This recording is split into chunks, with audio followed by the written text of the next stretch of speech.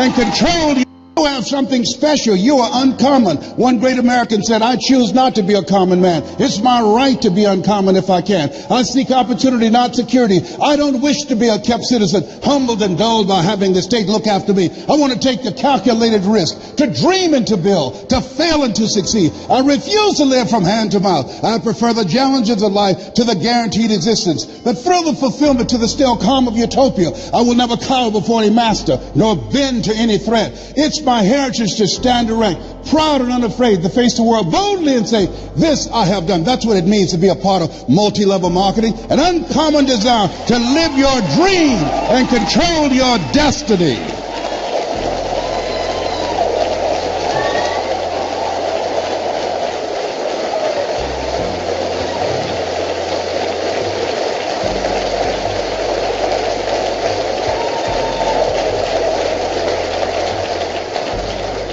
There's something in you. It says that you're not sitting back waiting to see what politicians will do for you. There's something in you that says, I'm not going to focus on the general economy. I want to focus on my personal economy. There's something in you that says the most dependable hand in the world is the one at the end of your risk. There's something in you that says always strive to get on top in life because it's the bottom that's overcrowded. You are different. You have greatness within you. Dr. Howard Thurman, come forth. Here's a man that, after having 238 radiation seed implants, and my PSA continued to increase. In fact, last year this time it was over 1,500, and the little C cancer had eaten 40% of my T1 vertebrae. And I was reading his words that night after leaving Florida Hospital, and doctors had told me that cancer had reappeared, had metastasized in 8 areas of my body. And I began to laugh as the doctor spoke to me, and he was looking real serious. He said, why are you laughing? I said, I feel like Mother Teresa. He said, what do you mean? She said, Lord, I know you know how much I can bear. I wish you didn't have so much confidence in me. And now my PSA is 0.0. I'm debt-free, cancer-free. Yes, indeed.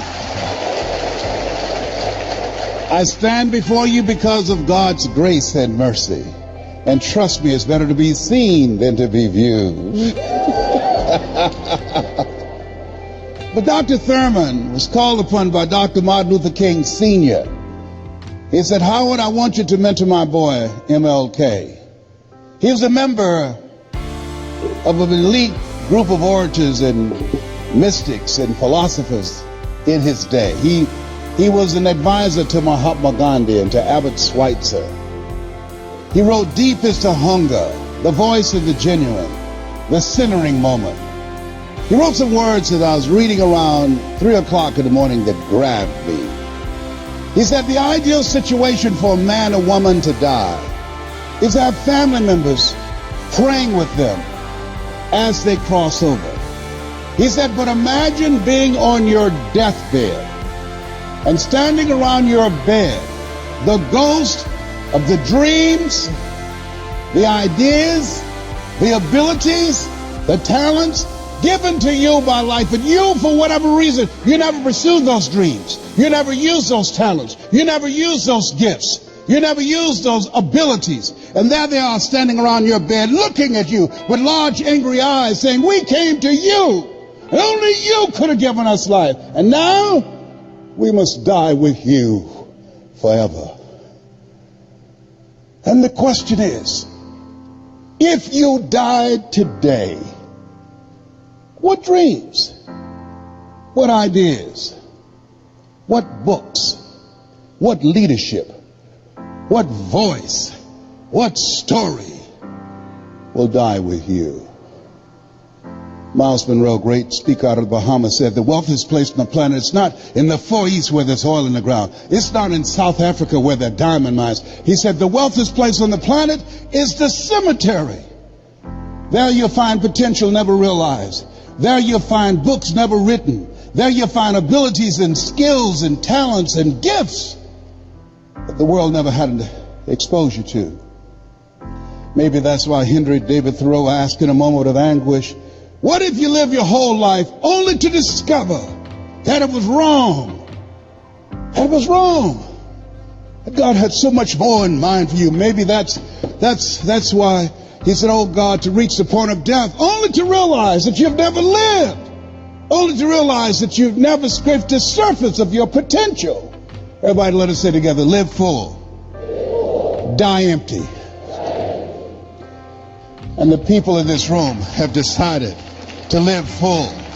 The people in this room have decided to die empty. The people in this room have decided to live life on their terms and not to be a volunteer victim. When you say yes to this industry, you're saying yes for a bigger life. You're saying yes, I'm tired of playing small. You're saying yes, I'm ready to be empowered to snatch victory from the jaws of defeat. You're saying yes to providing for yourself and your family. There's something that's in you that says, I'm not mentally fit to work for somebody for the rest of my life. You're saying yes to your life, yes to your dreams, yes to your unfolding future. Give yourselves a round of applause. Give yourself a round of applause.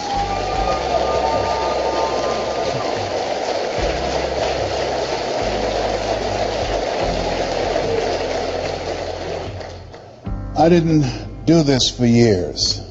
I would go in the balcony of auditoriums and watch Jim Rohn and Dr. Dennis Waitley and Zig Ziglar. And my heart would beat so fast because I love helping people. How many of you love helping people? Raise your hands. I love helping people. And my heart said, I can do that. But then when I would leave there, and as I was walking to the car, my mental conditioning began to speak. And it would say, Les Brown, you can't do that. You don't have a college education. Les Brown, you can't do that. What makes you think that you have something to say that somebody would listen to you? Les Brown, you can't do that. What makes you think that you can speak for AT&T, Procter & Gamble, McDonald's Corporation, IBM? You've never worked for a major corporation. Les Brown, you can't do that. You were adopted. You don't even know who your parents are. How many of you ever thought about something you wanted to do? You felt it in your heart, and then your mind talked you out of it. Raise your hands, please. I convinced myself that I couldn't do it. I learned something from that experience. Whenever there's an argument between your heart and your mind, follow your heart. The things that the heart can understand and feel that the mind cannot relate to. Maybe that's why my favorite book says, lean not unto thine own understanding, and all thy ways acknowledge him, and he shall direct thy path. There are things that you feel, that you know in your heart of hearts, that's not logical, it's not practical, it's not realistic, but there's something in you that says, I can do this. I can do this. After facing defeats and disappointments and failures again and again and again, there's still something in you that says, I can do this. Operating out of a thinking when life knocks you down, try and land on your back, because when you can look up, you can get up. I can do this. I can do this. When you present and people say, oh yes, I'd like to be a part of that. Yes. They have the personality and they need it, and they don't show up. You end up being a babysitter. You have to be a counselor and a psychologist and a minister. They challenge you to pray to Jesus and Yahweh and Melchizedek and Buddha. They'll get on your last nerve, have you chanting, Nome Yoho Renge Kyo. It's interesting when you talk to people about securing their future, and you can't help them to become actively engaged in their own life. A friend of mine named Lorraine had me to come to do an intervention with her brother that was addicted to drugs, and he told us to get out of his house. And as we were going down the steps, I said, I'm sorry I failed. I'm so disappointed.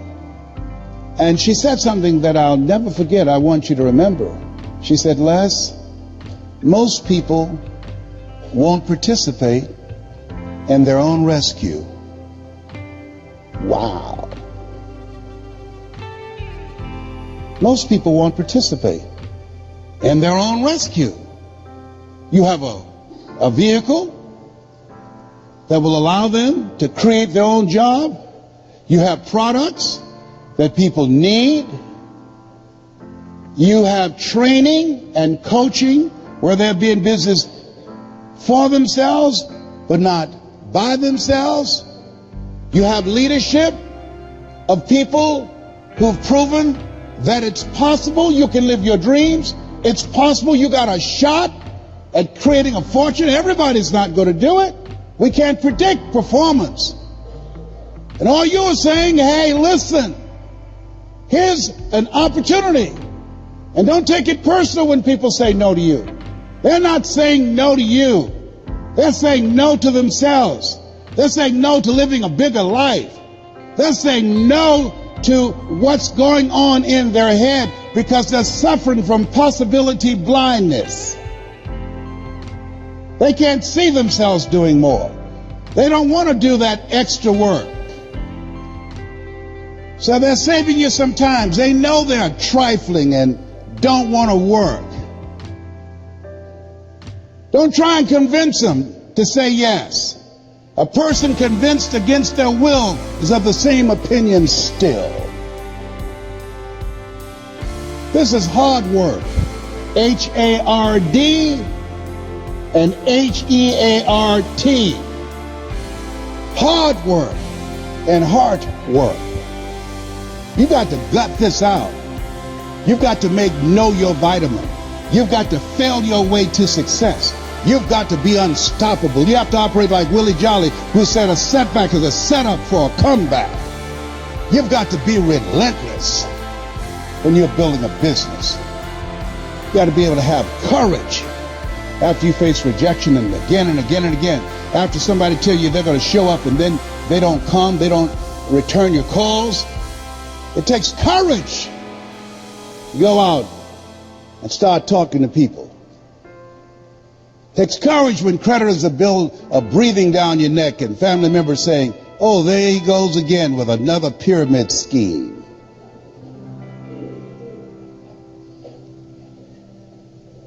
Am I making sense to you? What I'm doing. I didn't do this for 14 years because I didn't have the courage. I was afraid of being rejected because I don't have a college education. I had a tremendous inferiority complex. And something else. In order to make this business successful, to go from a 9 to 5 to 5 until you faint, it's a different mindset. It requires a radical change. How many of you know that it's hard building a thriving residual income on a monthly basis? Raise your hands, please. Yeah, that's why most people won't say yes. It's much easier to complain about the economy. It's much easier to complain about our elected officials. It's much easier to talk about the recession.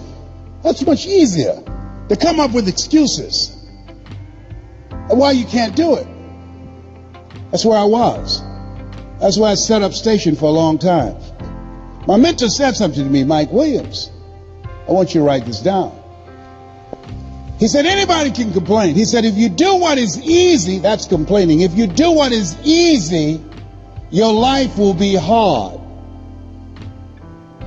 But if you do what is hard, your life will be easy.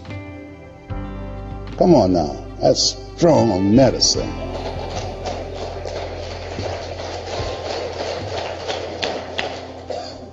If you do what is easy, complain about your situation, your circumstances. If you do what is easy, stand around and be a volunteer victim like everybody else. If you do what is easy, surrender and give up on your dreams. Become depressed and bitter and angry. Anybody can do that. If you do what is easy, your life will be hard. But if you do what is hard, keep coming back again and again and again. If you do what is hard, approaching strangers, talking to people in shopping malls, get up dressed every day, going out prospecting, knowing some way, somehow, with a spirit of expectation, somebody's out here looking for an opportunity. You can go outside right now and see some pigeons, but you're out hunting for eagles, and they're not common. And if you do that over and over and over again, somebody's going to show up. Somebody's going to say, I'm the one.